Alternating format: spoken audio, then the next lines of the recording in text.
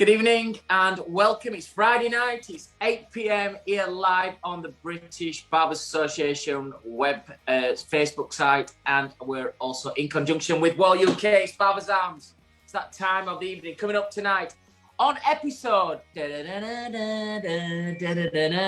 you older ones, it's the Y50. This is our 50th episode, guys. So big celebration. It's in the big 50.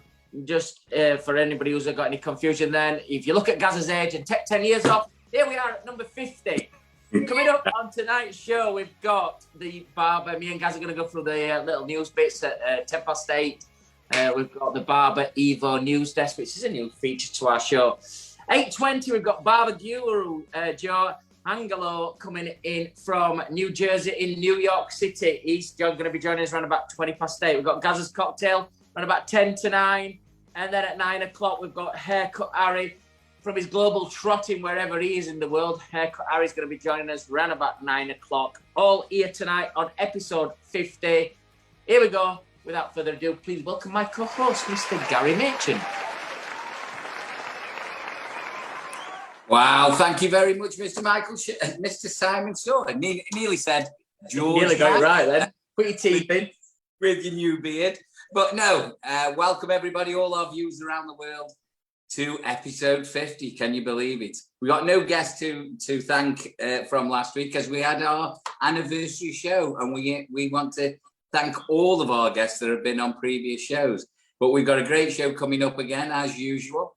I'm just going to say cheers, because I can't get up. If you ask me to pass you anything tonight, Simon, my feet are killing me. So cheers, mate, for a fantastic week. The UK has gone back to work, or England has gone back to work. Cheers, everybody. Cheers, Gaz. So my first question to you before we start on to tonight's show is, what's aching the most? Aching the most? I think it must be, without doubt, the table leg that my till's sitting on. Woo! Woo! Big time, big time. No, we've had a fantastic week. And if any of our clients around the world, are tuning in, couldn't do it without you. Absolutely fantastic week. It makes you feel really appreciated, mate. And do you know what's changed this time? You know how we had all the terrible haircuts in first lockdown and second lockdown, it was a bit of a misdemeanor. But this time, hardly anybody's actually messed with the hair. They've actually appreciated us. And they've come in with a lot of hair. And we're literally emptying the bin about, 3 or 4 times a day. It's been absolutely ridiculous. Boys enjoyed it. They've smashed it, haven't they? The bonuses have gone through the roof. I think I've only opened to pay the lads this week, so I hope they all appreciate it. It's cost us a fortune, but it's been great. Seeing old faces, clients that we haven't seen for, 4 months, and even clients longer than that, because people who'd had a haircut months before Christmas, they've literally gone 5 months without a haircut, and it's you don't have that time in between haircuts like that, do you? Everybody's so regular, No. And I suppose this opening bit for me is a bit like interviewing anybody who's been back this week. You're like the spokesperson that, for every barber that's out there. And we've got lots of barbers who are still at work tonight.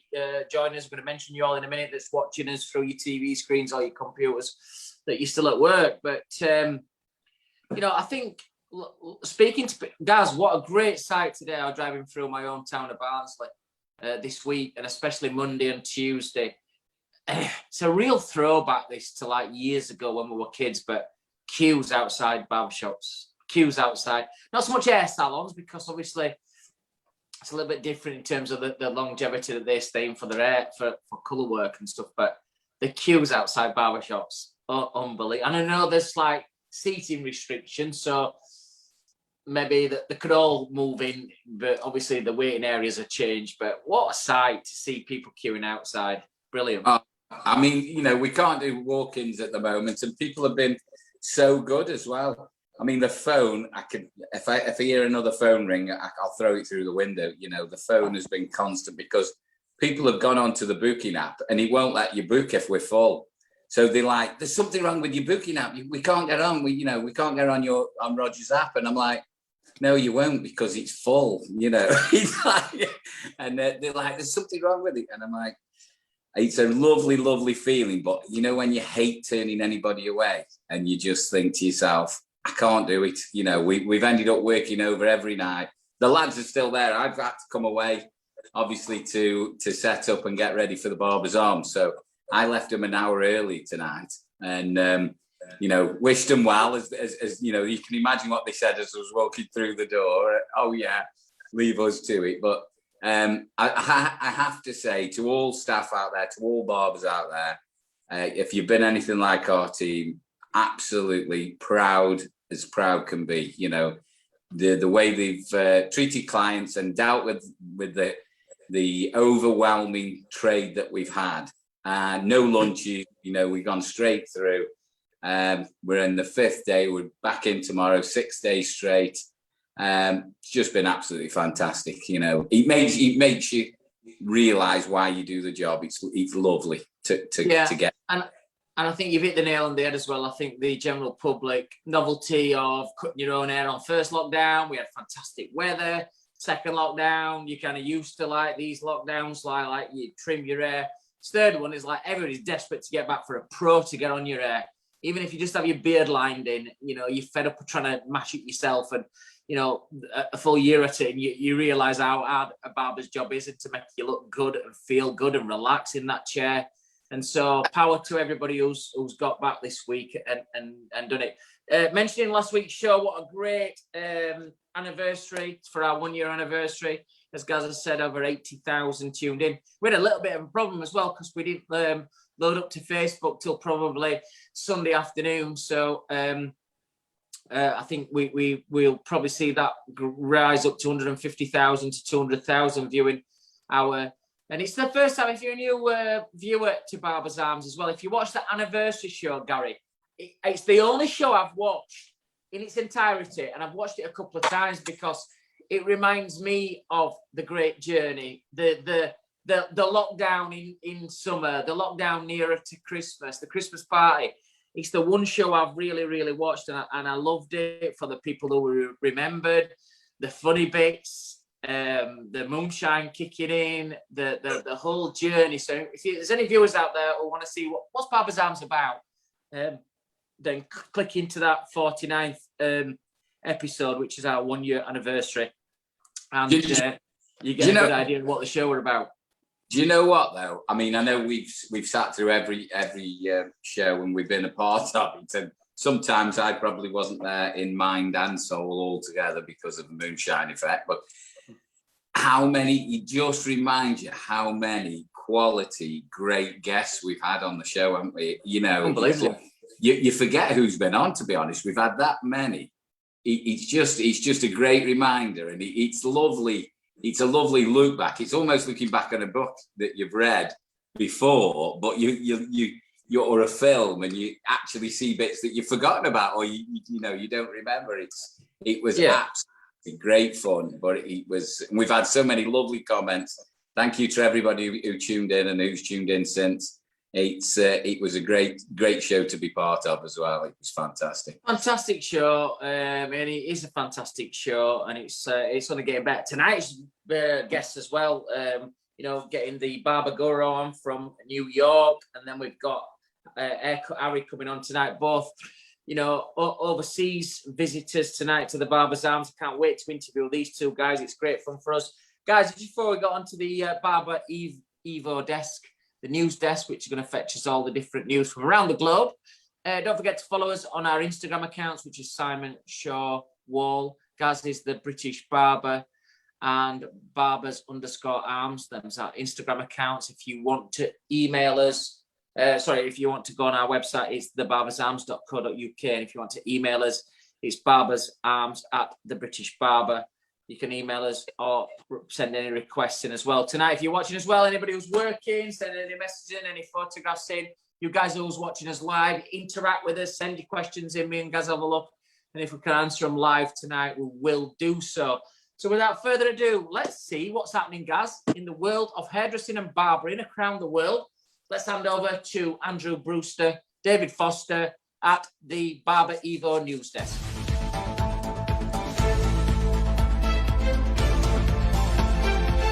Thank you, Gary and Simon. Hello. It's Friday night, which can mean only one thing. We're back here at the BarberEVO news desk, and we are coming off the back of what has been an incredible week in England. Hair is going back on the floor, barbershops have been busy, and those booking systems are going crazy. It's exactly what we've been waiting for. I'm Andrew Brewster, and I'm joined as ever by my partner in crime, David Foster, who hopefully is in better nick than last week. He was nursing a bit of a hangover come migraine. I think it was a migraine, yeah? It was a migraine, Andrew. Unfortunately, the beer gardens and bars and pubs and whatnot aren't open up here quite yet. So, yep, it was a migraine. Thank you for carrying me through our second BarberEVO news desk like you did there. Coming on to that, you know, great week, as you say, for our friends in England being able to reopen, fresh in the back of obviously up here in Scotland, obviously in Wales as well. And I think the good thing is we're hearing that people are still pretty busy. It's not died down or anything like that. It's still pretty full there. Well, I've been actually for my second haircut in as many weeks, and I had trouble getting on the booking system. I usually call in a couple of favours, but yeah, I was made to wait. But that's my second haircut, and from what we're hearing in both Wales and England, it's incredible scenes that, do you know what, it's not stopped. There are still busy barbershops, you know, so great to hear. Yeah, brilliant, absolutely brilliant. And the thing is as well, obviously Monday of the week just passed, with English barbershops being able to reopen, there were some that were actually opening for the first time, which is pretty exciting as well. And good to hear. Headquarters Barbers and Beverages was one that caught our eye, a chain of 3 of them in the northeast of England. My neck of the woods. Absolutely, your neck of the woods, that's it. Actually, we had a bit of a debate around this. Bishop Auckland, is that not where they build the trains? Maybe someone can comment and confirm on that one, but actually is. I can confirm that, but it's a bit further out from Sunderland. But yeah, we're all part of the same neck of the woods. Absolutely. Well, that was good news, and certainly that looks like a cracking barber shop. And obviously, if you want to check it out, get on barberevo.com. We've got some pretty cool images on there of that.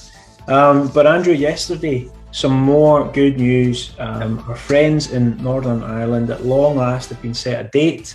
How long did you work out that it was? So I had my calculator out earlier, and I believe we are looking at 17 weeks since the doors closed. 17 weeks. Andrew's calculator, also known as the BBC website. 17 weeks, incredible period of time. But the great news is Friday, 23rd of April, next Friday, barbershops in Northern Ireland reopen. And that's just one day ahead of the greatest day in the annual calendar, which is, of course, Andrew, EGF's birthday. Absolutely, the 24th of April, my birthday. Was that more of a reminder to make sure that I've got your present in, yeah? It was, yeah. I'd be worried if you haven't already. What date did we say that was? Exactly. Moving on, as we have to, as we should. Some great news elsewhere in the world of barbering. That's what we're here to bring you. One that always enjoys and is enjoyable, always enthralls, is the annual Wahl Professional USA online barber battle competition, which I think it kicked off early December, if my memory serves me correctly. And the winner was announced this week, and that winner was Peter Puertas of Provo in Utah. Congratulations, Peter. A great prize, Andrew. You know what?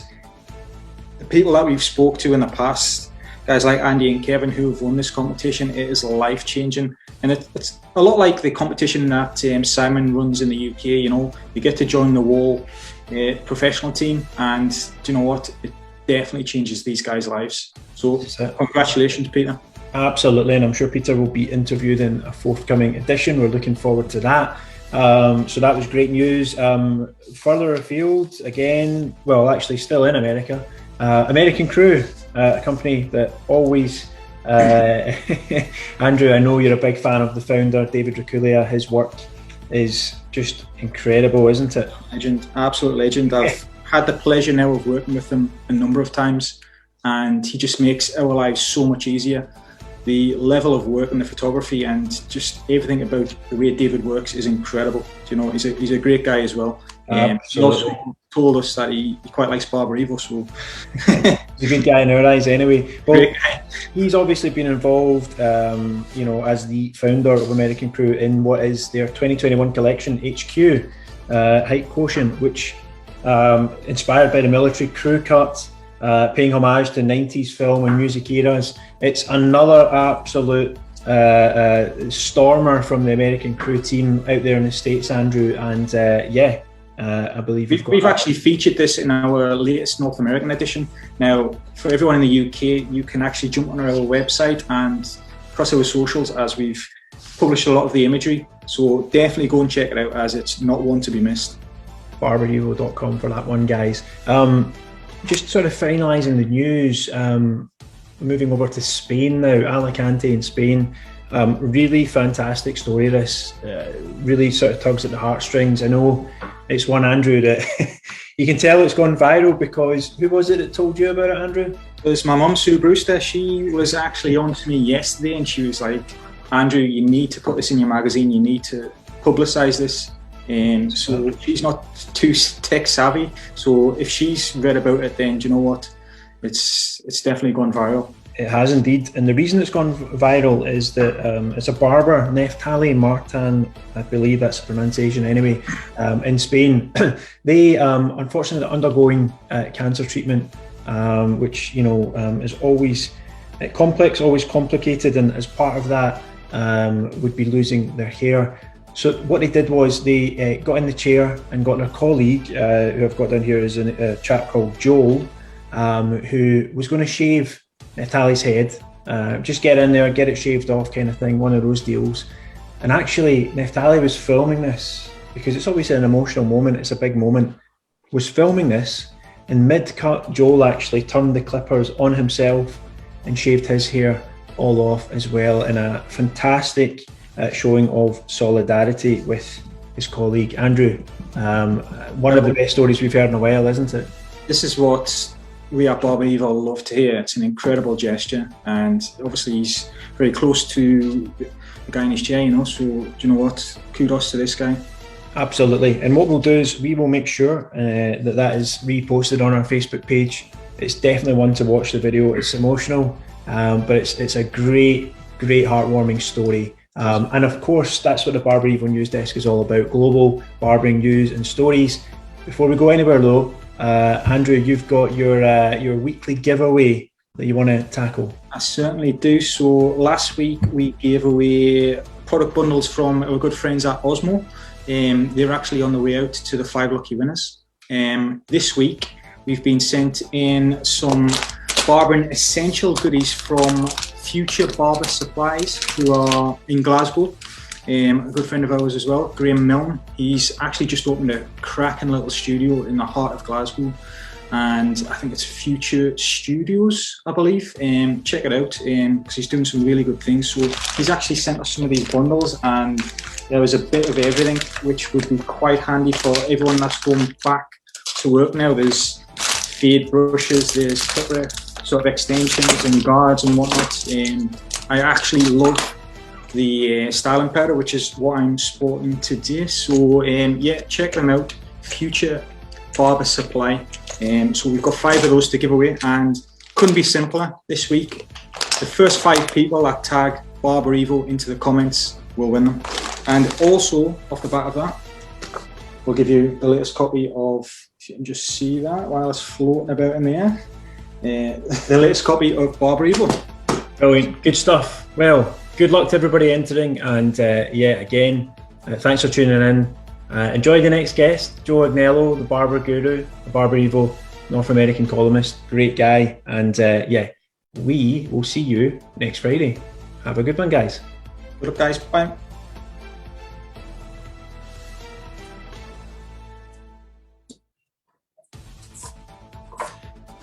Oh, some nice news there from around the world.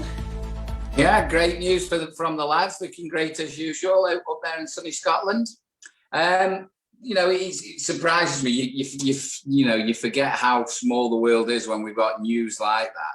You can have from one end of the world to the other, and hearts go out to Ontario at the moment in Canada. They're back in lockdown. We know what that feels. They're third time now, this time again. So our hearts go out to you. You know, it's just words fail me, you know, to think we go back to that again when we're on such a high at the moment. You know, my heart absolutely bleeds for you guys. So stiff upper lip, keep going, try to keep yourself busy, and I'm sure soon we'll have some great news. I tell you what I heard this week, Gaz. The COVID police going round to salons as well. A few people's been caught not wearing masks or visors and things like that. I think it's just important just for us to mention as well that them rules still apply in this new era of coming out of lockdown free, that you've still got to do the right PPE things. Yeah, I mean, we spoke about this earlier, you know, in the production meeting.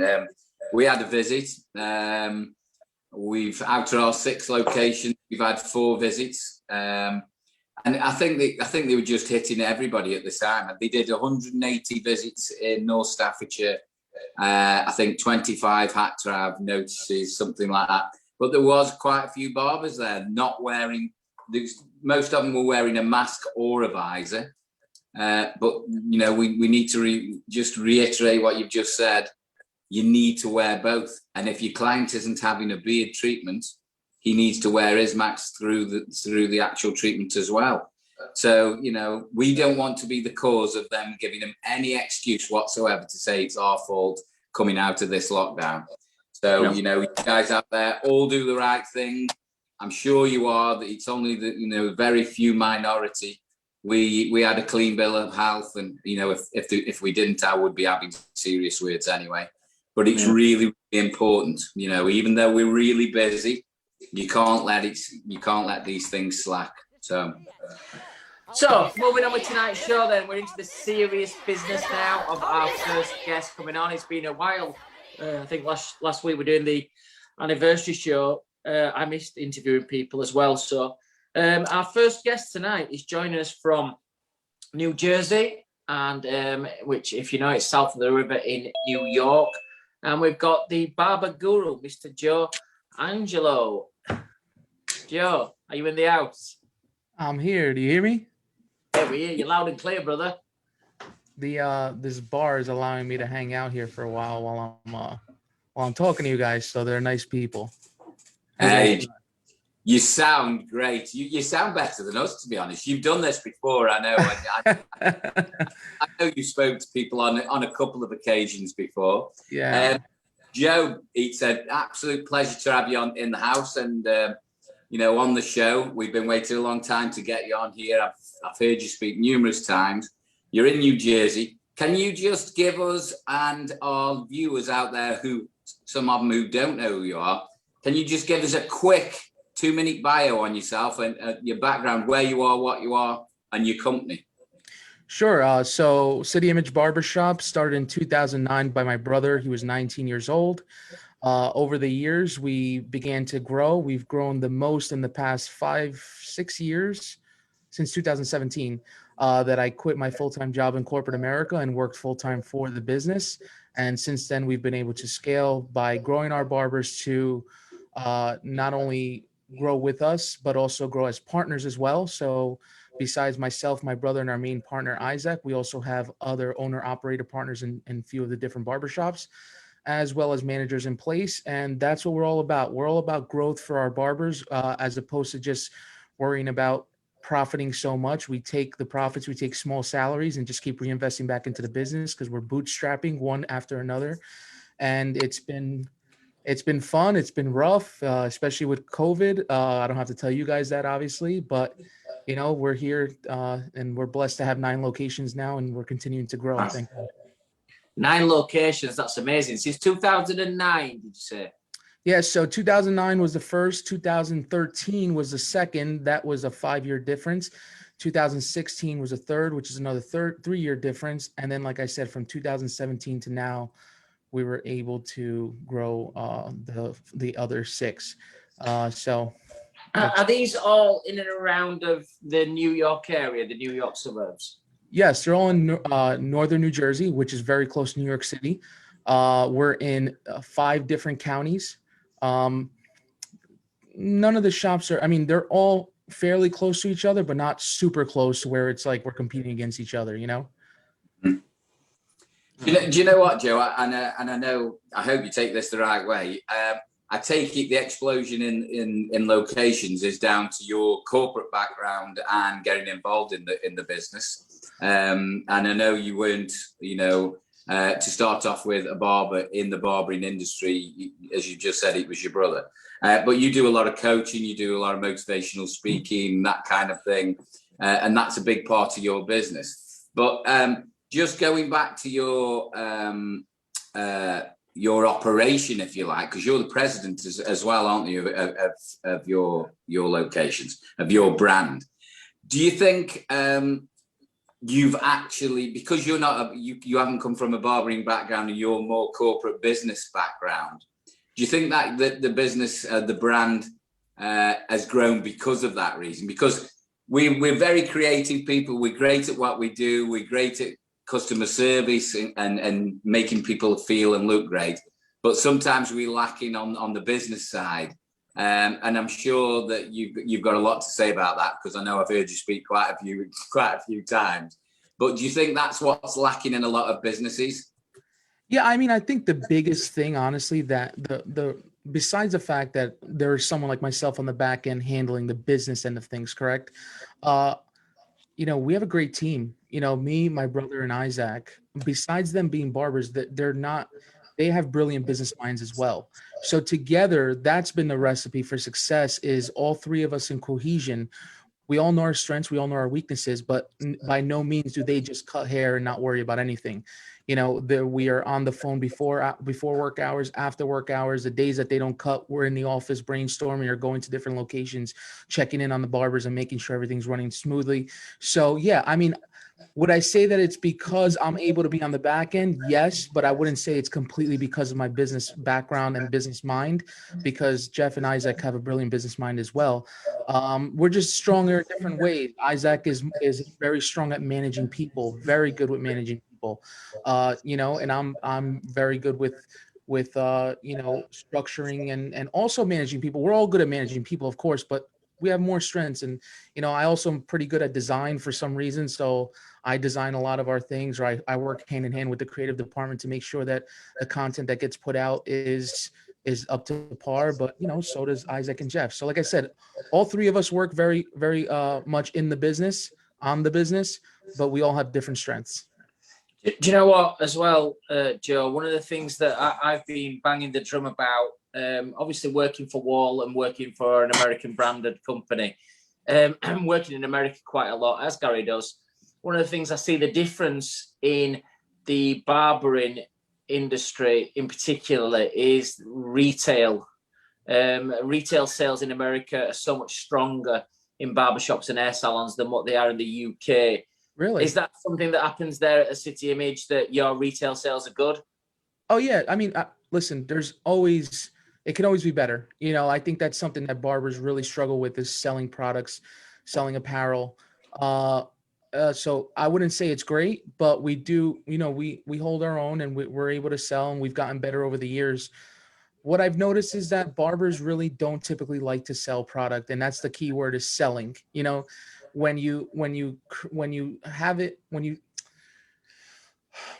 mindset that you're selling and you don't want to sell, that's the problem. But when you have the mindset that it's part of the experience and part of the service, that is when it doesn't become a sale anymore, and it becomes more second nature to recommend the product.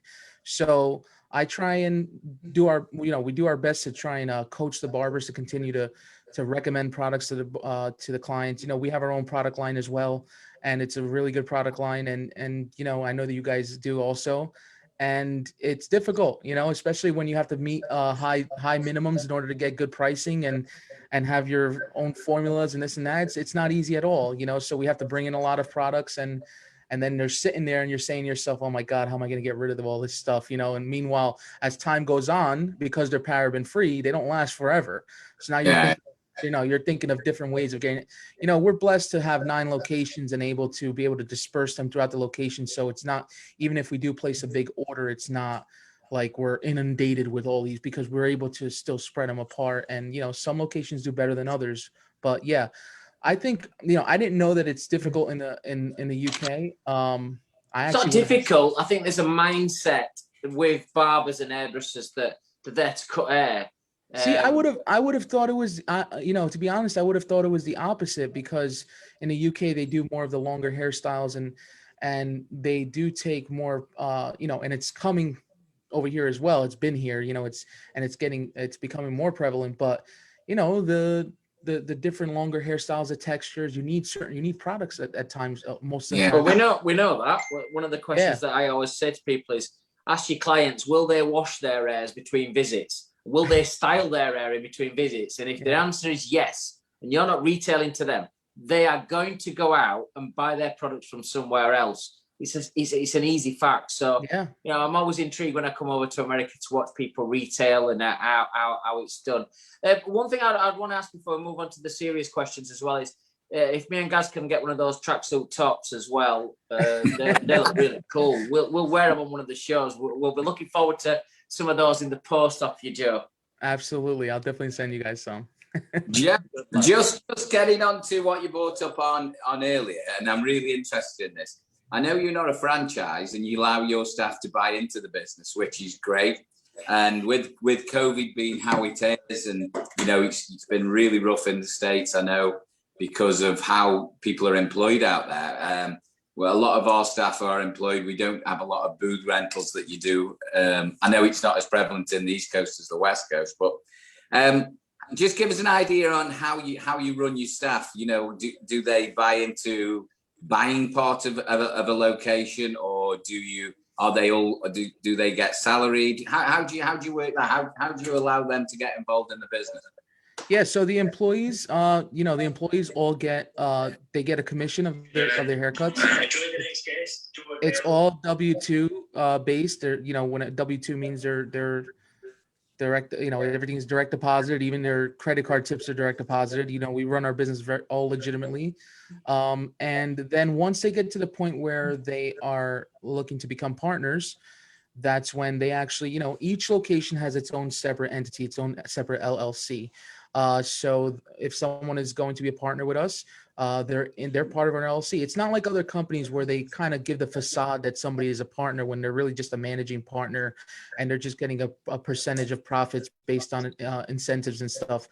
No, they're actually our partners. They have to put, you know, the same amount of money that we put into it, but for building out the location, you know, but the way they benefit as owner operators is that they get to keep 100% of their chair. So I firmly believe that if you're the owner of a barbershop, as long as the bills are getting paid from, you know, from the shop, meaning the employees, whatever the employees are cutting and all that, I firmly believe that as an owner, you are entitled to keep 100% of your chair if you're the owner operator. Some people think we're crazy. They're like, you know, so wait a second, you spend all this money to build it out, the same amount of money that they spend, but meanwhile, they're going to cut and keep 100% of their chair.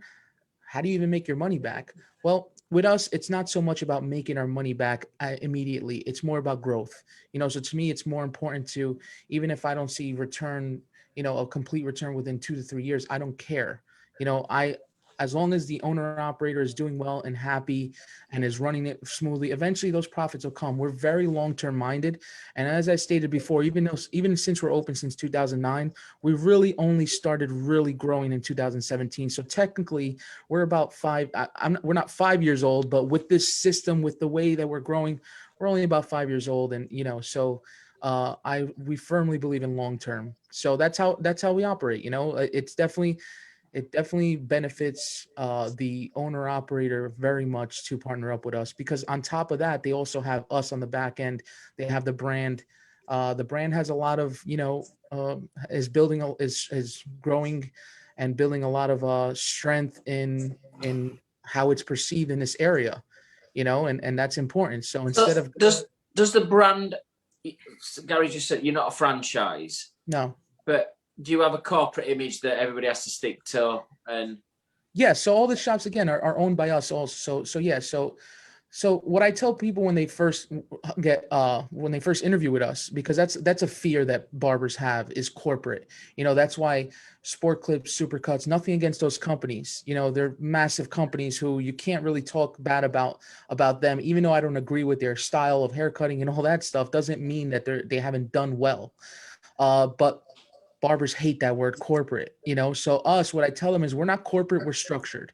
In any business, you cannot run a business without structure. I don't care if you have one barber shop with one barber or a chain of 100. If you have no structure, you're not going to be able to run that business. So do I make them wear City Image gear? No, I don't. I don't make anything mandatory. Obviously you can't come dressed in sweatpants and stuff like that, but I like the barbers to express themselves, and we always release different gear, different apparel, and we give it to our barbers. We don't even charge them for it. And they naturally wear it. Do they wear their own clothing sometimes? Absolutely. And I'm okay with that, because like I said, I want the barbers to be able to express themselves. I don't want the clients to generally walk in and feel like it's corporate. I just want them to feel welcomed. And, by having that mix of barbers expressing themselves and some barbers wearing our logo, and they see the logo everywhere. Trust me, we have it everywhere. So the logo is constantly represented. But yeah, I heard a great quote on a movie series thing that I'm watching, Gary. It's really good, this one. It resonates what you've just been saying there, Joe, is that laws are for cowards, but rules are for men. And I think having a structure and having certain rules there that people abide by, people like to have strong leadership. People love to follow strong leaders, good management, good man management. I think people will follow people through a brick wall if it's strong, if it's positive, if it's fair. And I think you get the best out of people from what you're saying from yourself, your brother and Isaac. You've got this real connection with the people. What's the future plans for growth then? How would you see this scaling from 9 to maybe 20? What's the plans? Well, besides continuing to grow our barbershop, during COVID, we had this, we already were thinking of helping out other barbershops, but, especially my page.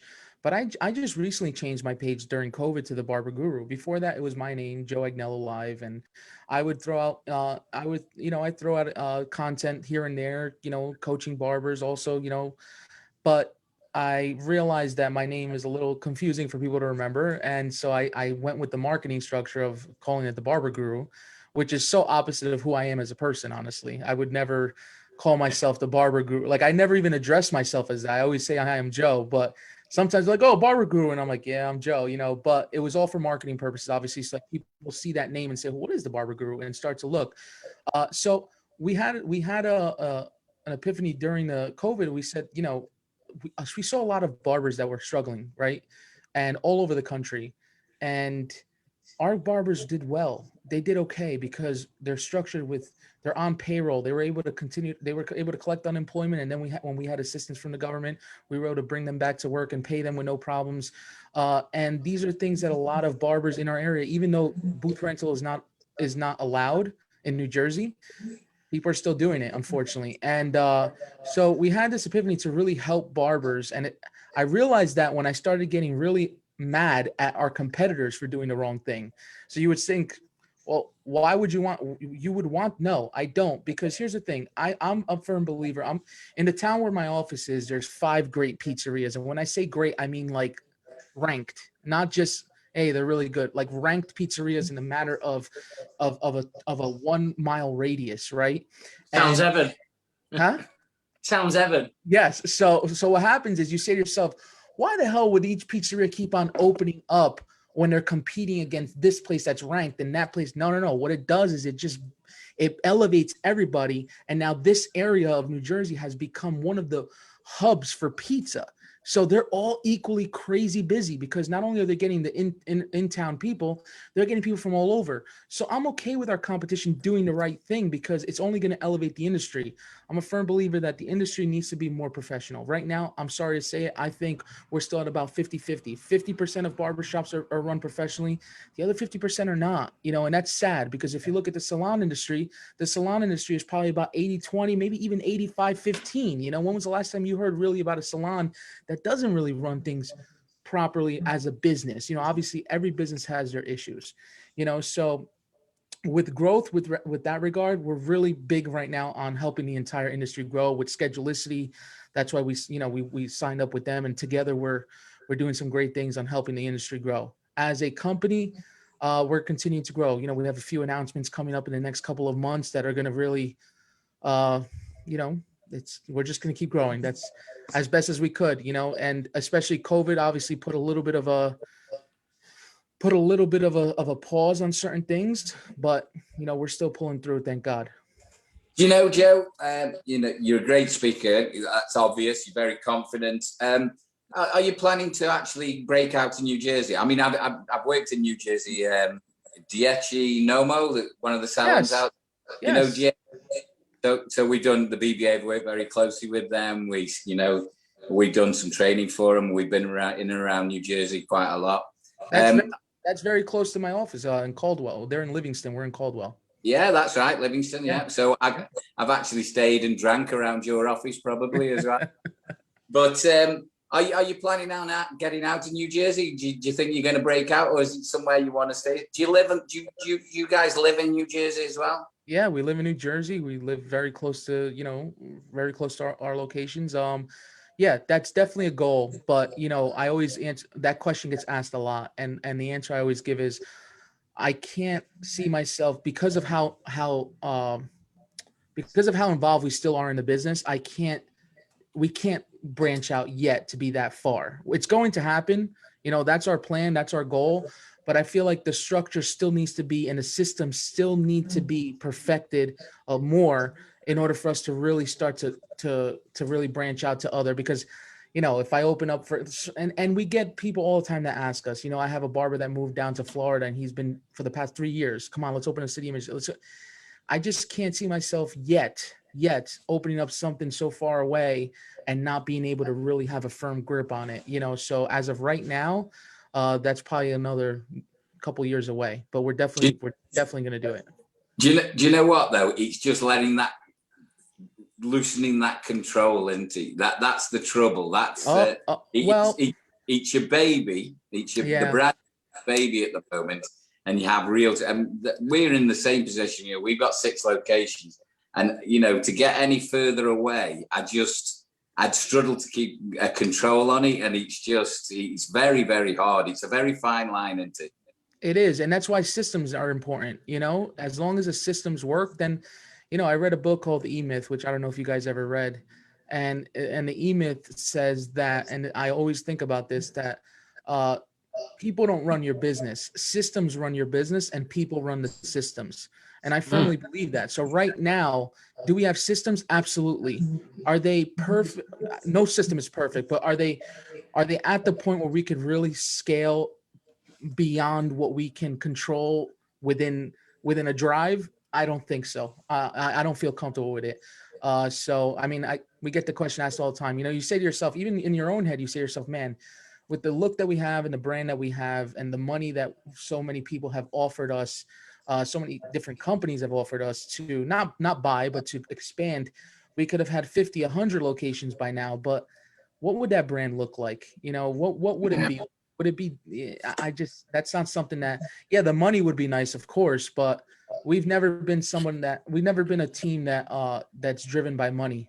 Because if you look at even the way the salaries that we take and all that, we're definitely not driven by money. We keep reinvesting. I like it. I think you must all be similar kind of ages as well. The partners should be, I think you all seem to be synced together, and you're spearheading it from the front and also from the back as well, because it's all right having a leader, a front person, but you've got to have somebody from the back as well, just making sure that everybody's keeping into line and things like that. So, just before we go on to Gary's, we're going to play a little game with you in a minute, which is rant or rave. We're going to give you a topic, and you're going to rant or rave for 2 minutes, which is I'm sure you're going to do really well. It's very easy for me before we go on to that.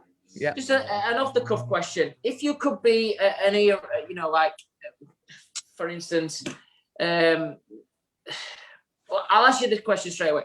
Who is your all-time hero? Not so much in business. It could be business. It could be in barbering, or it could just be in general, president. So who's Joe Anglo's? Who's your all-time hero? Oh man, this is a tough one. I always tend to go towards business related people when I get that question asked, so I really love what Steve Jobs did. As much as I don't think that he treated his employees properly, which is not how I like to operate, I like how he had a vision constantly of doing better and not doing the same, and innovating. And that's what we've been able to keep doing as City Images. We see ourselves as the not the trendsetters, but as the example, and then we see a lot of people follow that lead. And I don't take that as offensive or as, hey, you're copying me. I love that, because to me that means we're doing something right if people are following. So with regards to Apple, I feel like they, he did that. He pushed the envelope, and look, he's passed away. He's been removed from the company for so long, and the company still continues to be even stronger, and with those roots that he instilled. So I would say Steve Jobs is definitely one person that I don't have one hero, but definitely one person that I always look at and admire. Do you know what, though? What you said tonight, Gary, and I always believe this, a big believer, is that sometimes salon owners say to me, when they are away from the business goes downhill. That's not good systems then. And that's not good people who's running your systems, because the business should thrive when you're not there. Yeah. Because for me, it's the training that the staff have had. The staff should want you to do even better when the owner's not there. And, I think, from that point of view, what you've said tonight, Joe, it's brilliant. And I've really enjoyed listening to some of your stuff. Guys, over to you for Rant or Rave. Right. So if you're not absolutely watch the show every week, it didn't happen last week, so we won't count that. We have a little spot called Rant or Rave, Joe. So you've got 2 minutes to rant or rave. Production, can you spin the wheel, please? The guys are spinning the wheel as we speak. We don't know what the subject's going to be. It could be absolutely anything, from the royal family to Steve Jobs. We just have no idea. So as soon as we know, it's spinning as we speak. We're just waiting for it to stop. What if I don't know much about the topic? Just rant about it. You can make it up, mate. I'm sure you will. You'll know this. Up on our screens. Okay. Modern music, rant or rave. Modern music is terrible. I can't stand it. I'm such a big fan of older music. Some of my favorites are, Billy Joel is one of my favorites. Elton John, the way that they really, obviously the Beatles. It's been really disgusting lately. What's really regarded as music nowadays. I can't stand it. I think that music needs instruments, and right now everything is just people playing behind a keyboard, creating beats.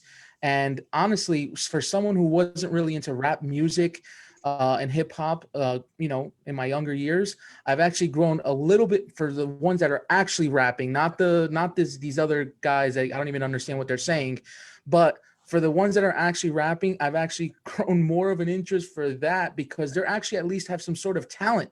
These other, I don't know what the hell is going on with music. I hope it changes. I hope eventually someone breaks through and starts to bring it back, but I don't see it happening. So modern music is, and I'm a big music guy. I like to sing and everything. So it's really disgusting. If you go back to the 70s, 80s, even 60s, I know tons of lyrics. I know tons of songs. But right now, it's funny because some of the people that come up in conversation, or the other day I turned the Grammys on, I didn't know anybody. I'm like, who the heck is this person? And why is Cardi B winning thing? Like, what is this? This is not even music anymore. So that's my rant. Wow. I didn't rave about it. I ranted about it, which is very much my character most of the time. So as you see on my Instagram, I'm usually ranting instead of raving. So you're more a Jersey boy, are you? Yeah, totally Jersey. I've actually, what's crazy? A little something about me. I've never been on an airplane. So no way. Yeah, man. And I'm supposed to go to BarberCon LA and Houston and Austin, and I will be going as part of schedulicity. And that's going to be probably the first time I get on an airplane. So I've never been on an airplane, man. Love the Jersey Boys. I love the film. I went to watch the production play as well in Birmingham in England a couple of years ago. It was fantastic. It's amazing.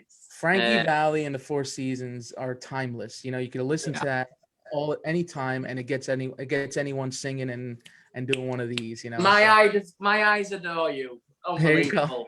Fantastic. I'm not going to sing it for you. I'm going to let you do it. We'll finish off, Joe, just with some quick fire questions for our viewers around the world, just to get a little profile on you, a little bit of fun that's just going to come up. So, Joe, what's your favorite food? Favorite food has to be pizza. Yeah, no doubt. What's your favorite music? Favorite music?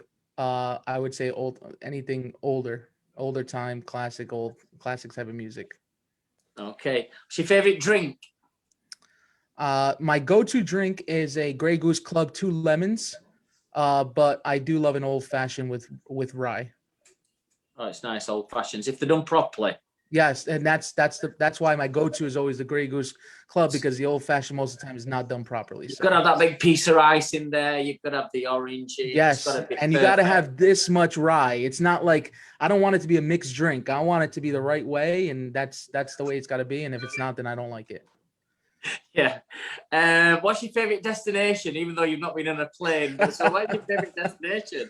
Where do I want to go? Let's see. I really want to go to Aruba. You know, I see how beautiful it is, and everyone talks so well about it, and how nice the weather is. Aruba. The crazy thing is that I speak fluent Italian and Spanish, and I didn't even say I want to go to Italy, which is crazy. I should have actually said Italy first and then Aruba. But you know, that goes to show you that I need a vacation so bad that I'm thinking of an island as opposed to thinking of going to Italy and taking 2-3 weeks to walk around the country, which sounds exhausting, as opposed to what I really need right now is a vacation. Come over to the UK in October for Salon International, and we'll get you on Barbers Arms live in front of the UK audience. That'd be amazing.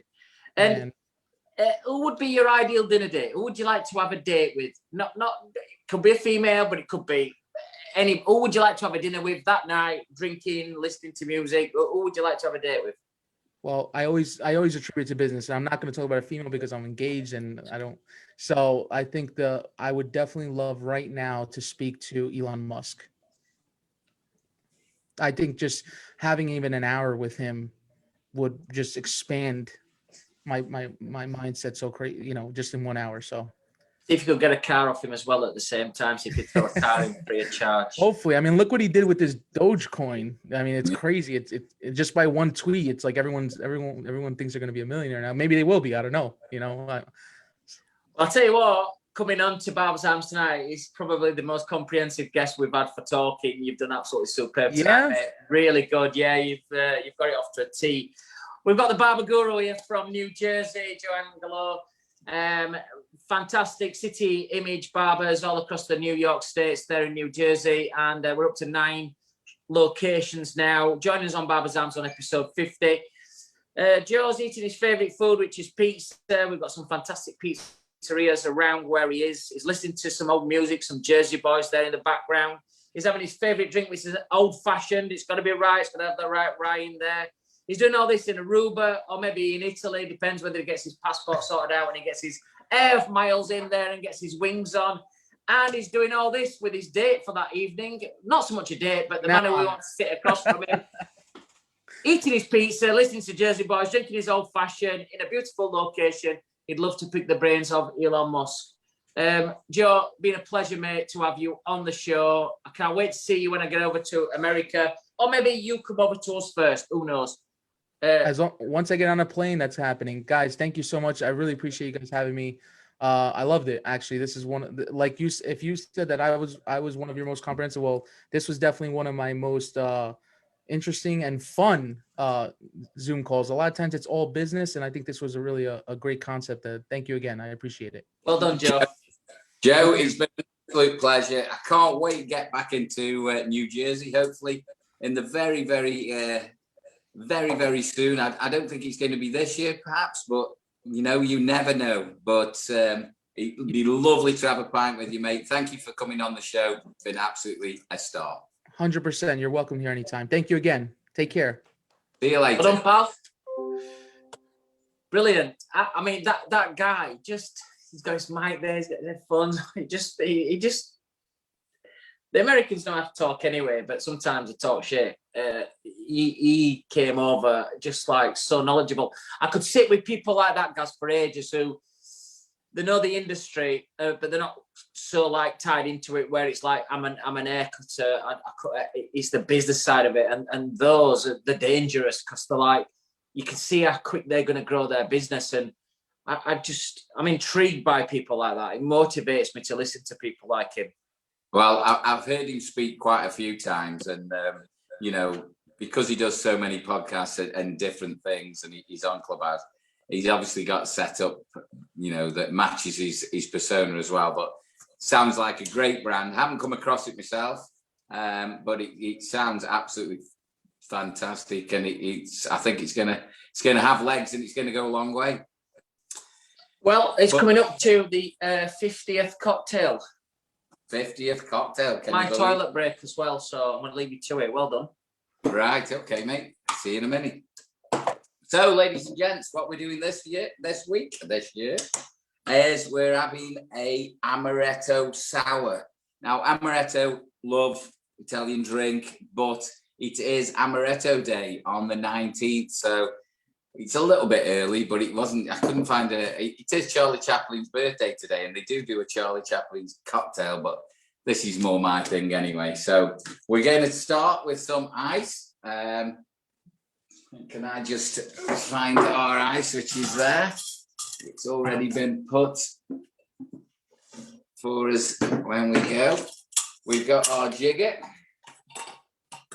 So we're going to put some ice in our shaker, and just to start off with, I'm going to just put some more in our glass as well, just to cool the glass.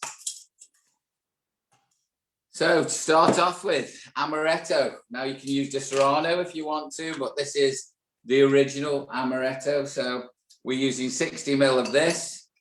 So if we throw this straight into, and put a little bit more in because I love this anyway. So we've got our Amaretto in there. So 2 shots of Amaretto, if you like. Then we've got some freshly squeezed lemon. And we've got about 30 ml of this as well. So when we do the squeezed lemon,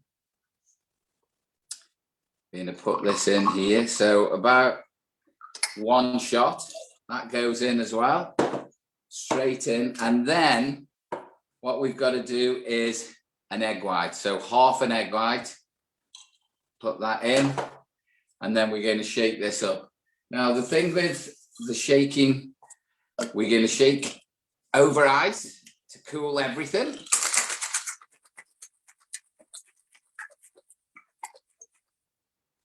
And you can keep going.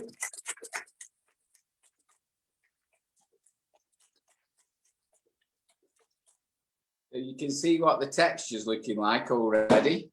So what we do is we strain this into another shaker. And the reason we do this is because we just want to improve that a little bit because of the egg that's gone in there.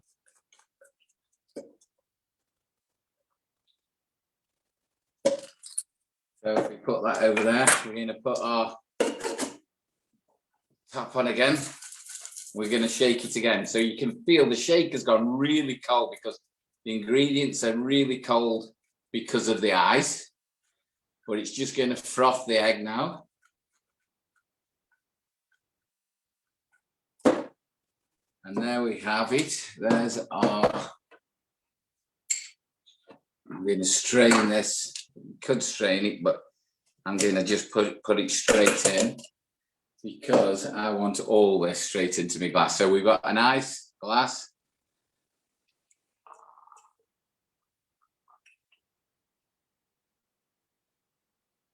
Can you see how much thicker the actual egg white goes? So because it's a sour, it's gone and give us that nice belt on the top of the drink. Okay. And then we're going to have our Angostura Bitters, and we're just going to have 1, 2, 3, literally 3 drops on the top of that drink. It's not my favorite thing, this, but we have to put it in because of the recipe. But if you don't like them, then you can leave it out. You can leave anything you like out. So cheers. There we Cheers. go. Our cocktail of the day, an Amaretto Sour. It's Amaretto Day on the 19th. So cheers, everybody. Good health. Cheers, mate. In one.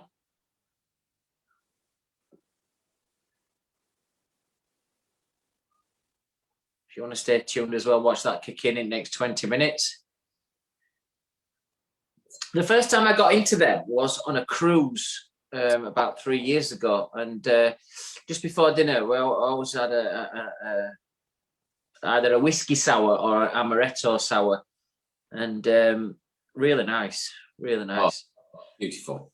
It's not an alcoholic drink. I mean, most cocktails, they don't taste alcoholic, do they? That's the whole point of them. You know, they can charge premium prices and you get you slaughtered without knowing you've had a drink. But that is particularly nice. That's beautiful.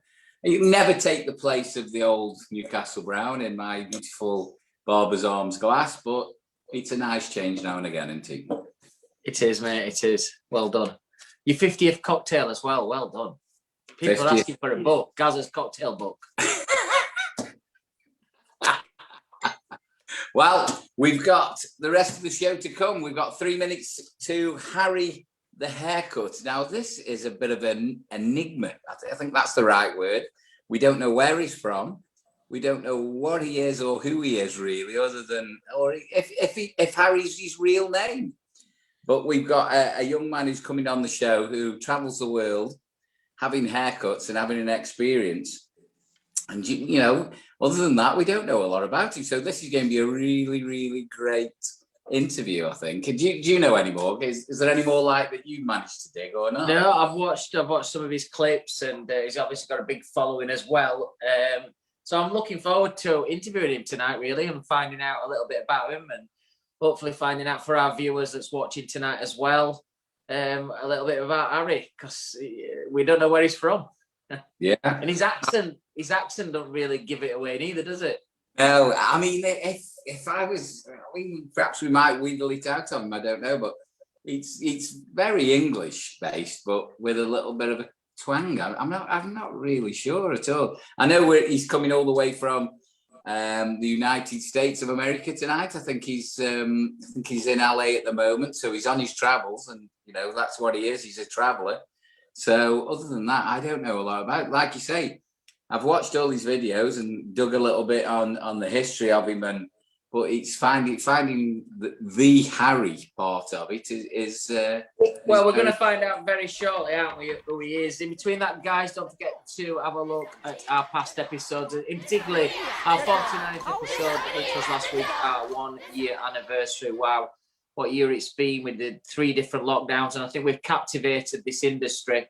If anybody wants to look back in years to come, what was the hairdressing and barbering industry like over lockdown? And we've got the best interviews and some of the top people around the globe over those last 49 episodes, and hopefully you can capture some of that in last week's episode as well. So don't forget to tune in and have a look if you missed it last week.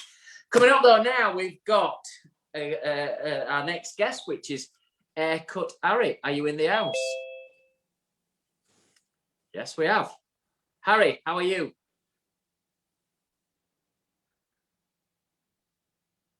Harry, are you there? Harry, hi. Yes, how's it going there? Sorry. Welcome to the show, Harry. I think we had a little lag on connecting us up to audio then. Welcome to the Barber's Arms, sir. Thank you very much. Yeah, I guess I'm not paying for premium internet here.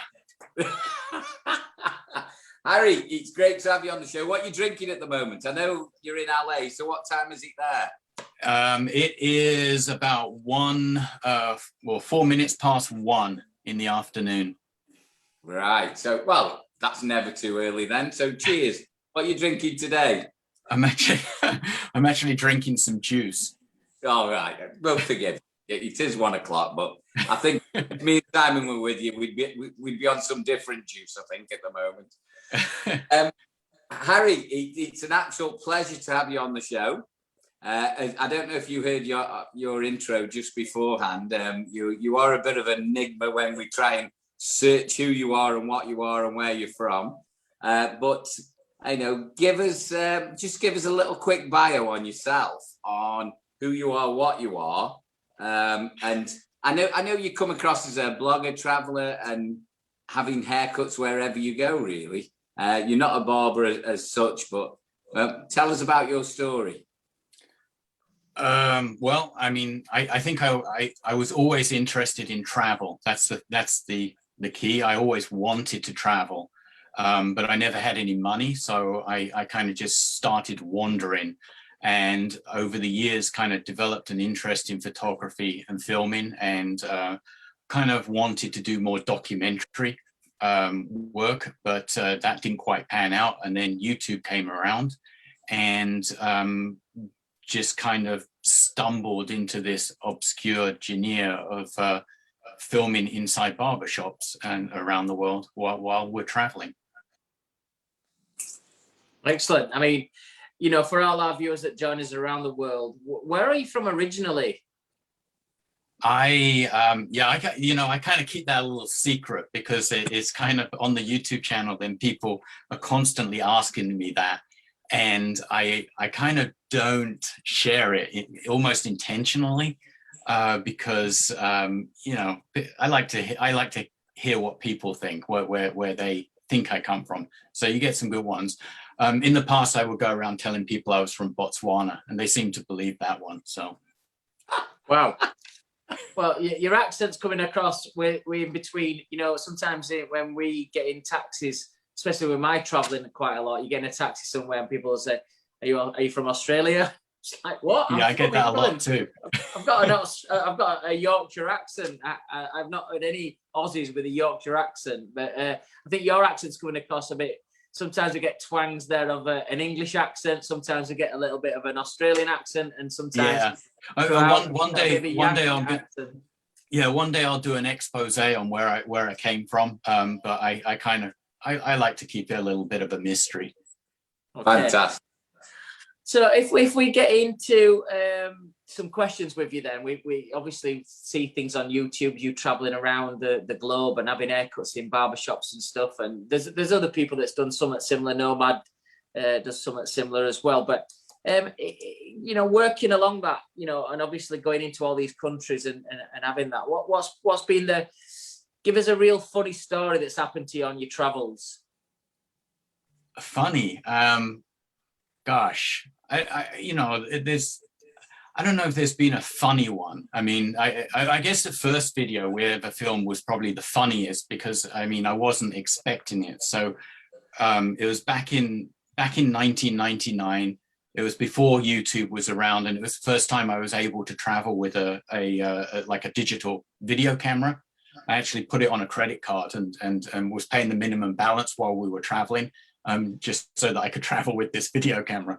And I was trying to do what is now would be considered like a travel vlogging, but it wasn't really working out. But there was one thing that worked out was I saw a barbershop, and you know, it's India, so there's complete and utter chaos around you, yet for some reason inside this shop everything was just humming along. You know, it was kind of just beat into its own little beat there.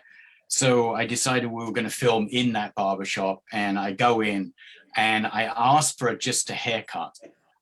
I wound up getting like a shave, a full-blown head massage, and being slapped around all over the place, and the haircut. I had no clue what was going on.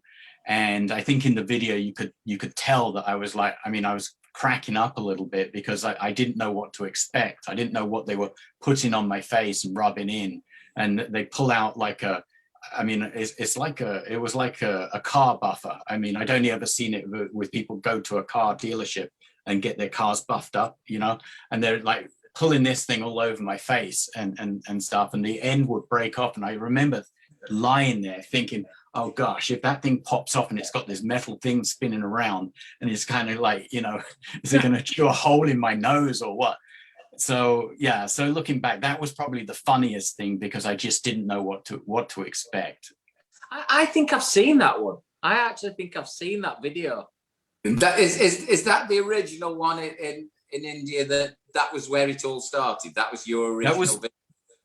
Yeah, that was the original video, and it was actually filmed in, like I said, in 1999.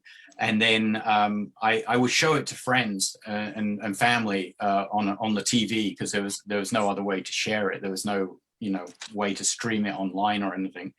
And they would be cracking up, and they were like, "Oh, I can't believe you did that. Can't believe you subjected yourself to that."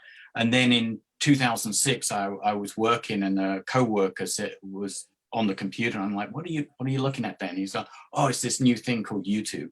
So I'm like, man, okay, perfect. That's exactly what I've been looking for, to kind of share this video.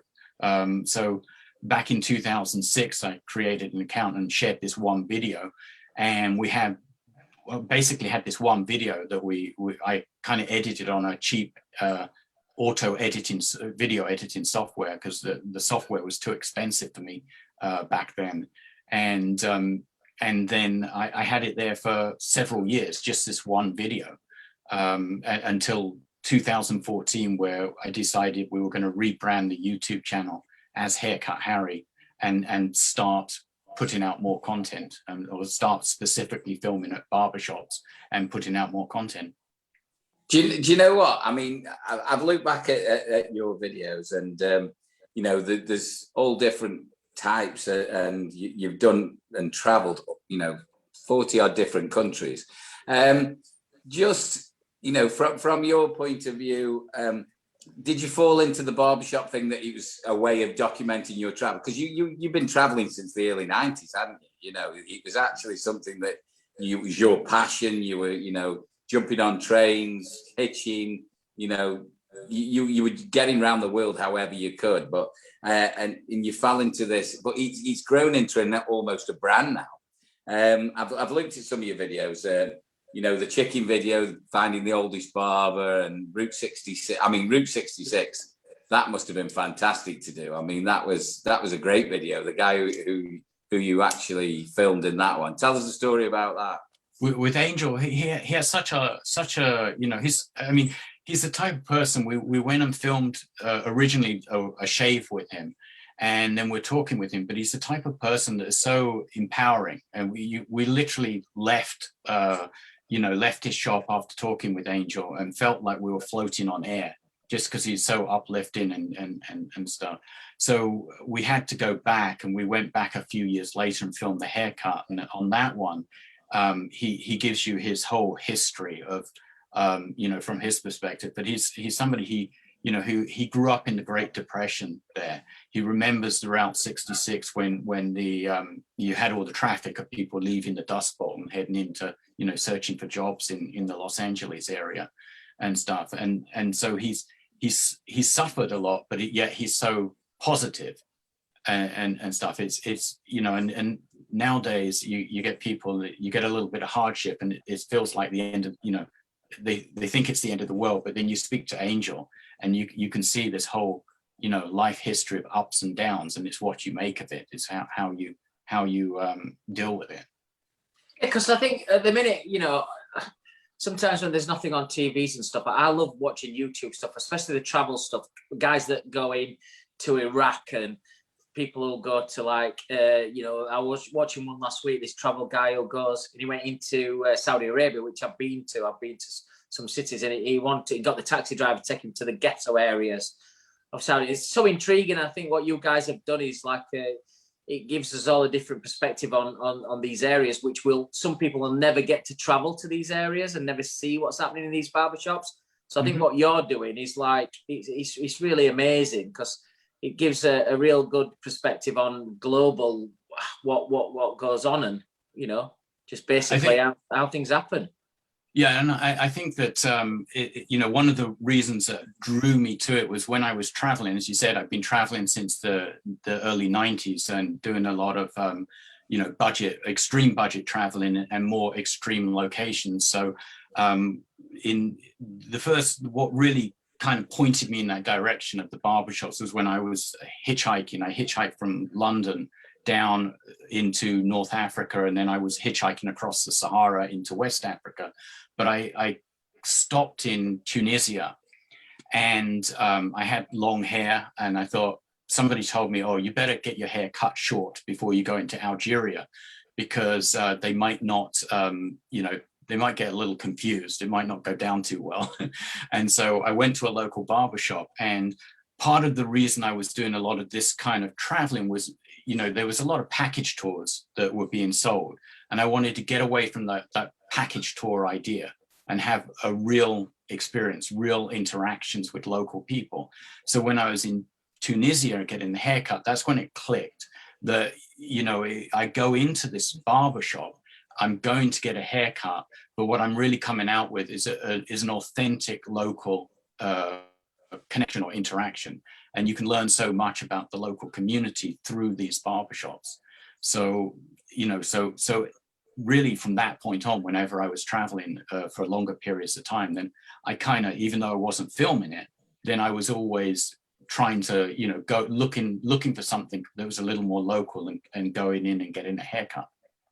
Do you know what? It's the thing is, and then I bet Simon will absolutely agree with it. We travel a lot with our work, and when you go out, you know, we don't usually go to the touristy spots unless you're in somewhere like, you know, the Grand Canyon, or, you know, you've got to look at these things when you go there. But when you actually come out your hotel, find the nearest local bar, you know, not a, you know, a branded bar, just a local bar with locals in, it gives you such an insight into the local, you know, perspective, if you like. And I love that, you know, to actually, we've just had Joe, the barber guru, on earlier. And when I worked in New Jersey, I went to this little bar, you know, ate pizza. You do like the locals do kind of thing. And it's absolutely fantastic. I love that side of things. And, you know, I take my hat off to you. Just quickly as well, I mean, Simon bought the Nomad Barber, but you actually, a little birdie's told me, you actually almost launched the Nomad Barber. He came with you on his first trip, didn't he? You showed him the ropes, I heard. I think he, you know, Miguel's a smart guy. He knows what the ropes are.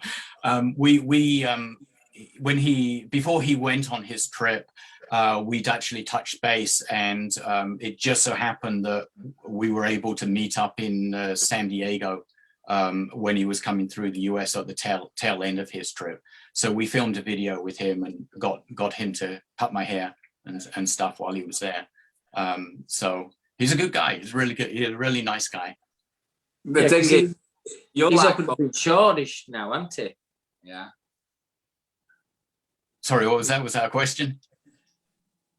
No, we're just saying, no, Miguel, we know Miguel, obviously, and we watch his Nomad Barber expeditions and stuff, and he's up in Shoreditch, up in London. He's a Scouser, I think, originally. He's from Liverpool originally, Miguel. Yep.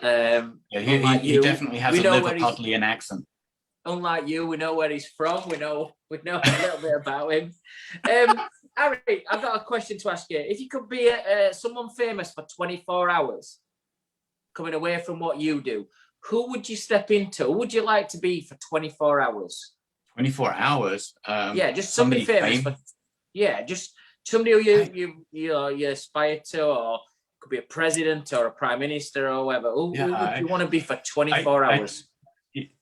I think it would. I would have to say David Bowie. You know, just to get inside his mind and see how he kind of clicked a little would be very interesting. You know what? You actually look a little like him. Yeah, I was just going to say it's him. There's definitely no relation there. So you're a David Bowie fan then as well. Obviously, you like his music. Yeah. Such an innovator as well with some of the stuff he did in his early days. Exactly. The way he came across were unbelievable. Go on, Gary. Just getting off that, or getting onto that, whichever way you want to go with it.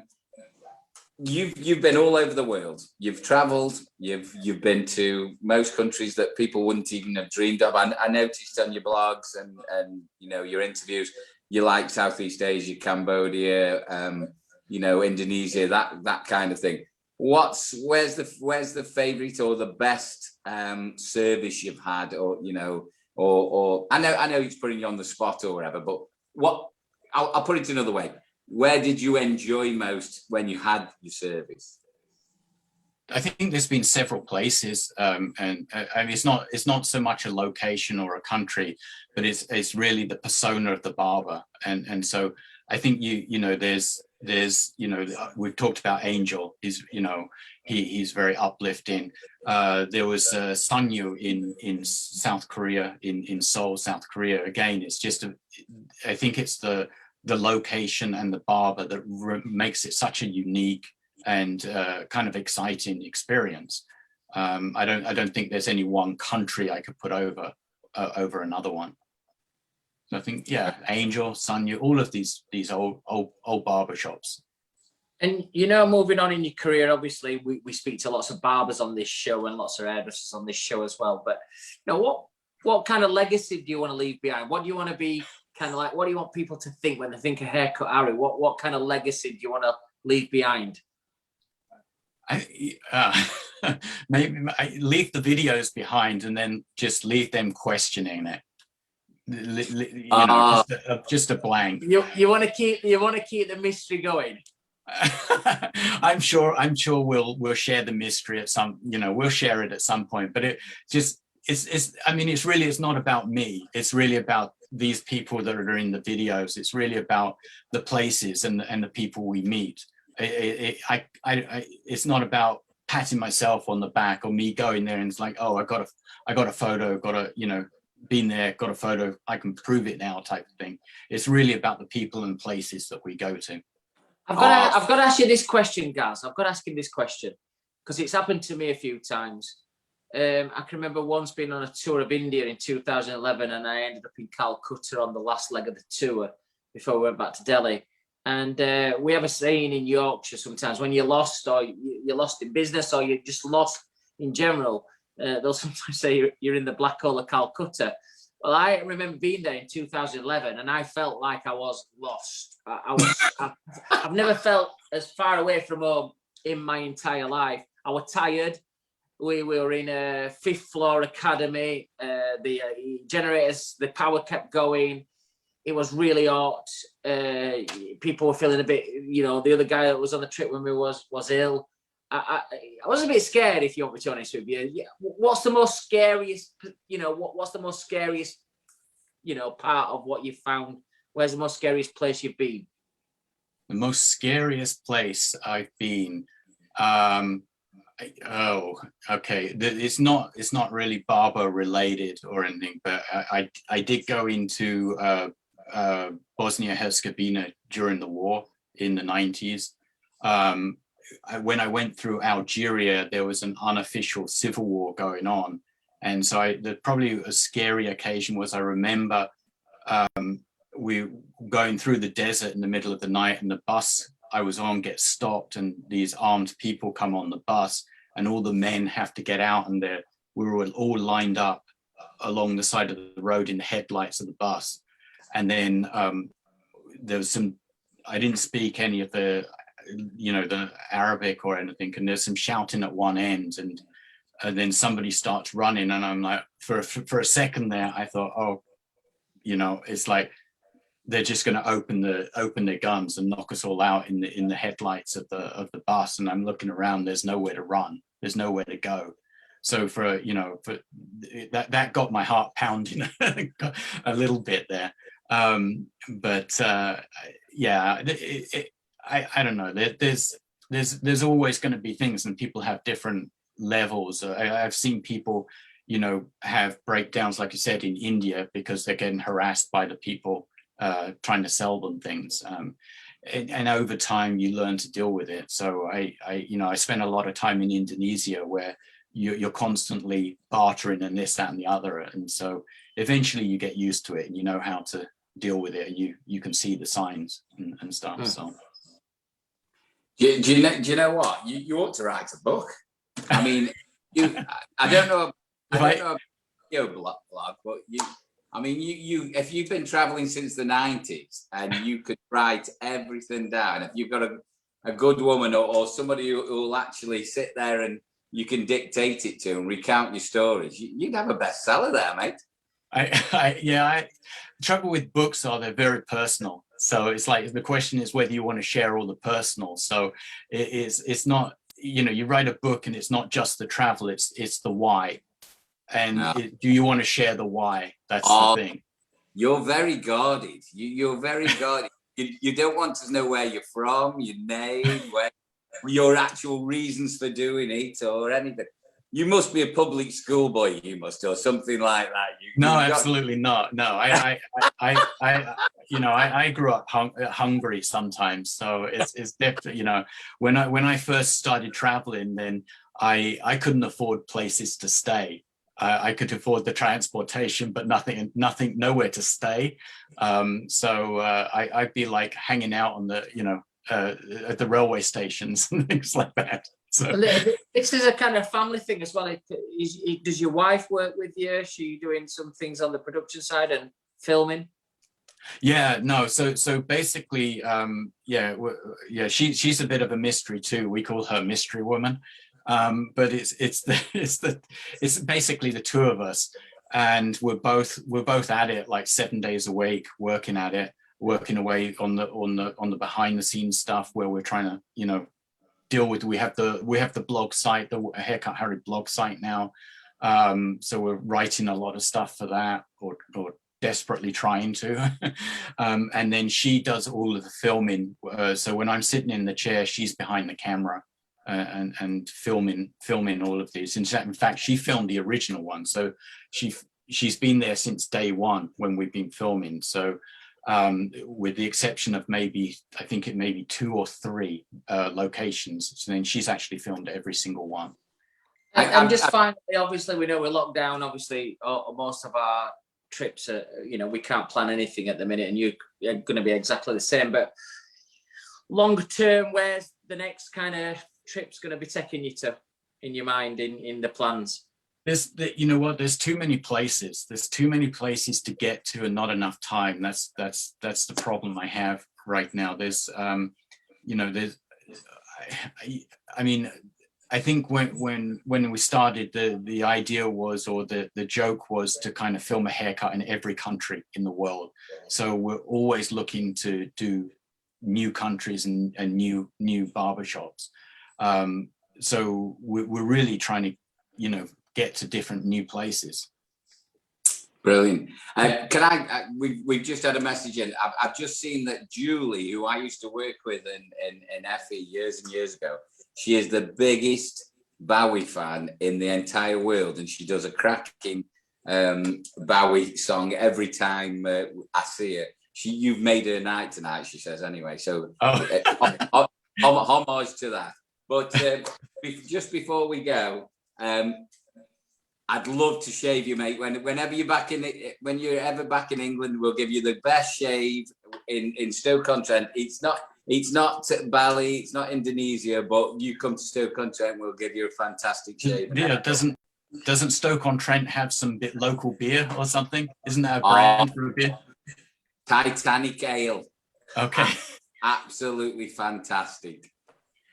Just before you leave us, Harry, I'm sure you can disclose this with us. We aren't being too secretive. We finish up with some quick fire questions anyway. So, okay. The mystery man, but let's just find out. What's your favourite food? Mie goreng. Mie goreng is mie goreng. It's actually Indonesian for fried noodles. Mie goreng. Yeah, okay. It was one of my college days staples. It's cheap and cheerful. Okay. What's your favourite music? Favourite music is David Bowie, obviously. And what's your favourite drink? Favourite drink? Right now I'm going through a kombucha phase. A what? A kombucha. It's more of a healthy drink. It's kind of like a I don't know what would you call it. You know like ginger beer, where you will brew ginger beer at home type of thing. It's a similar idea. Which What's your favourite destination that you've been to? Favourite destination I've been to. There's too many places, and I'll tell you a slightly different one. I'll tell you where I want to go that I've been to but never went beyond the airport. How about that one? Yeah, give me that one. I've actually flown into Denpasar, Bali, Indonesia. Must be about a dozen times, more than a dozen times. And the most I've ever been is from the domestic to the international terminal. I've never gone beyond the airport. So I really need to go to Bali and check it out. And if you could have one evening with somebody, who would be an ideal dinner date to have a chat with? Oh gosh, besides Mystery Woman. Yeah.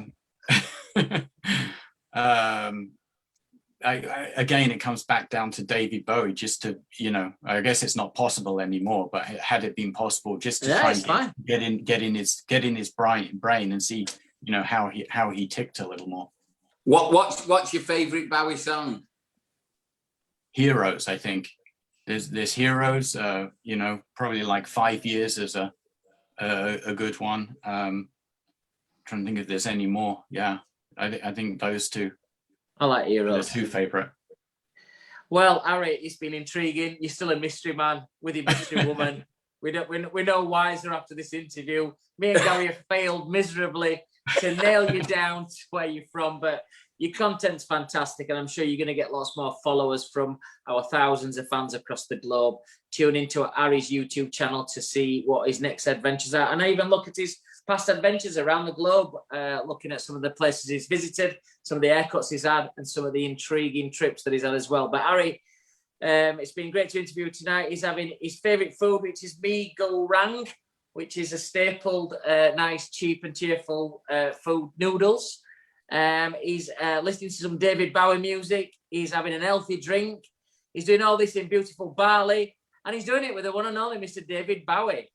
Haircut Harry, welcome to Barber's Arms. You're one of our guests now here and one of our friends here. Follow him on his YouTube channel, guys. But thanks very much, pal, and we'll keep watching you. All the best. Thank you very much. It was fun. Thank you. Cheers, Harry. It's been an absolute pleasure, sir. Thank you very much. Well, hopefully we'll meet up with you somewhere. We'll definitely have to schedule a little shave and stuff. So we'll make it happen someday. See you later, mate. Thank you very much. Have fun, guys. Well, we tried, didn't we? You know, we failed. Yeah. Funny though, really nice guy. I forgot to bring up Fazal, who we met in Canada, who I know very well. Hey, he might give me a few tips. I tried to phone him, but he wasn't picking up. So he was going to give inside info. Do you know what? Each week I prepare lots of questions for each guest, and I think I've only asked about 2-3 questions out of the like 7 or 8 I've prepared tonight, because I think both of them just fluently were really good speakers. Oh yeah, I mean it's funny, you know, when I think of Harry now, I just think David Bowie. He's Bowie, isn't he? He has got that look about him, hasn't he? Yeah, definitely. I mean that's our era as well, though, isn't it? You know, 20, 30 years ago on the dance floor, you used to have all the Bowie dancers, you know, who were doing all the actions and everything. I'll just think of him now every single time. Well, you finishing off with drinks wise? I'm on a nice little glass of Malbec. Well, do you know what? Again, I'm drinking less and less and less every time. I've got through all my Newcastle Brown. I said I'd got some cider, but I have started on my Old Faithful, my Fireball.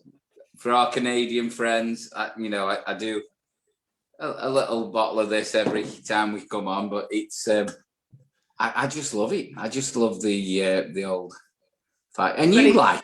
I like that. I do like it. It's quite cinnamony, but I can only get one in me, not like you do. Like it's like just drinking it for fun.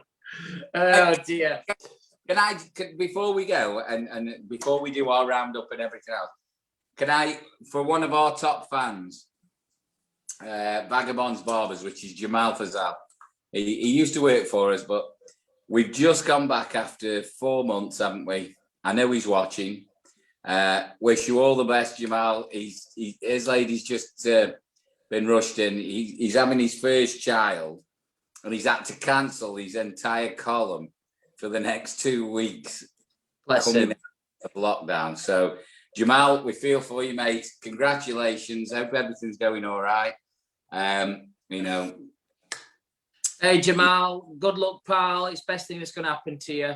Yeah. Both me and Gaz have got kids. You know, my kids are everything to me. And, you know, no matter how, you know, my daughter's now 31 and my son's 21 and they're everything to me, mate. So, listen, it don't matter about cancelling your clients. I know it's a tough time to do it after just being locked down. But I like what Joe said earlier today. You know, businesses are run by systems and people run systems. So, Jamal, you should be okay if you've got your barbers in there.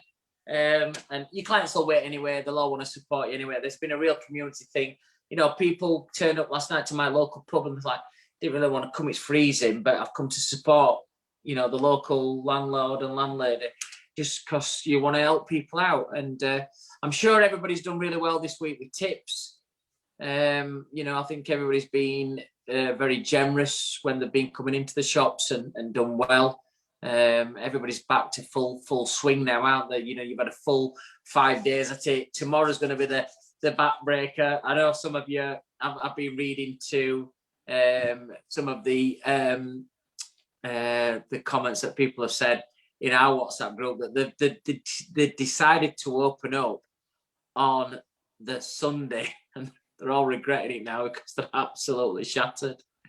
Like the Radox in, you know, like people are like getting home. I think Sam Campagna messaged me last night about 10:05. He'd just got in. It's the long days, But listen, you've moaned about it being locked down, so you've got to take it. You know, you've got to take it and just keep at it. Just keep doing it. It'll peter out. I think it'll break itself out a little bit, but just like Gaza said today, your tills will be aching. Tails or toes? Both. Well, it's like what I finished with last week, wasn't it? You know, it's good shoes, Raljacks, and somebody you love to apply it. It's the best way. But we should be used to it now. We should be used to it. I think the trouble is it's muscle memory, isn't it? We've been off for so long. We know what it feels like. We know what it is. We've done it for long enough. But it's just when you get back, and it's a Saturday every day for a couple of 3 weeks, isn't it? It just kills you, man. But it's we love it. We love the clients, and we love the crack being back with that. I think it's the team spirit thing. You know, working in a team, it's just fantastic. There's nothing better than a busy barber shop, good crack, great customers. What more could you want? It's fantastic. I know, it's amazing. I'm you know, just like I said earlier in the show, fantastic to see everybody, you know, queuing outside shops and everything. And, you know, don't forget to send your messages in if you're watching tonight or if you're watching back tomorrow or Sunday. I know so many have got so many routines about watching Barber's Arms on a Sunday morning in your office and things like that. So send your message in still. We still read everything that's coming through to us. And, you know, it's really positive. That's everybody feels positive, I think, at the minute. Everybody got the restart grants, I think, or they've been promised restart grants. So that's really good. Invest it into your business. Make sure you make your business nice and strong.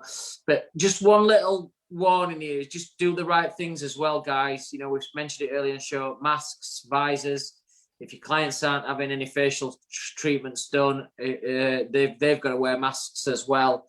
And just making sure you do all the right PPE stuff. I think it could have just been, you know, we've reopened and everybody could just be a bit lax with that, but you've still got to do the right thing. Let's make sure that our industry, there's no fingers pointed at us and we do the right thing. Guys, episode 50. It's been a milestone, this one. I really enjoyed last week. I think it was really weird that our 1 year anniversary came the week before the 50. It would be really nice to tie them all together, but it's where it goes. 50 episodes, working with you Friday nights. You know, we've only probably missed 2 weeks over Christmas that we've not done shows. The one weekend when we didn't do, I think it was the education thing that we did, that we didn't do a show, but it was Sam, wasn't it? Yeah, 50 weeks, 50 episodes. It's been amazing, you know. So I'm really pleased with everybody that's followed us and watched us. So I just want you to all have a nice weekend. I know you're all going to be really busy.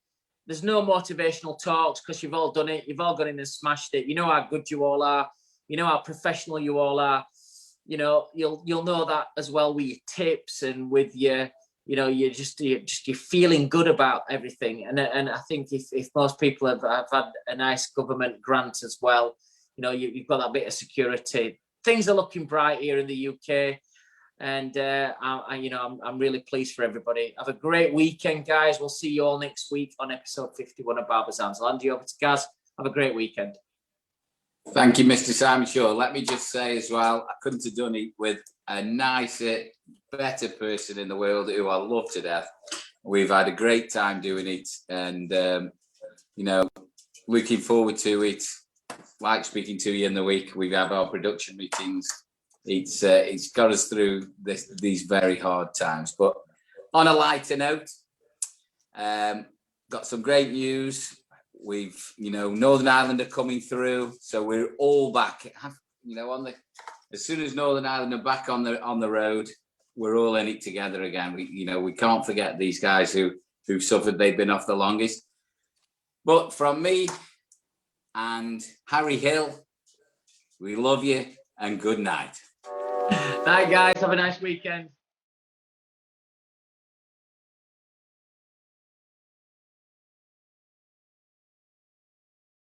Yeah.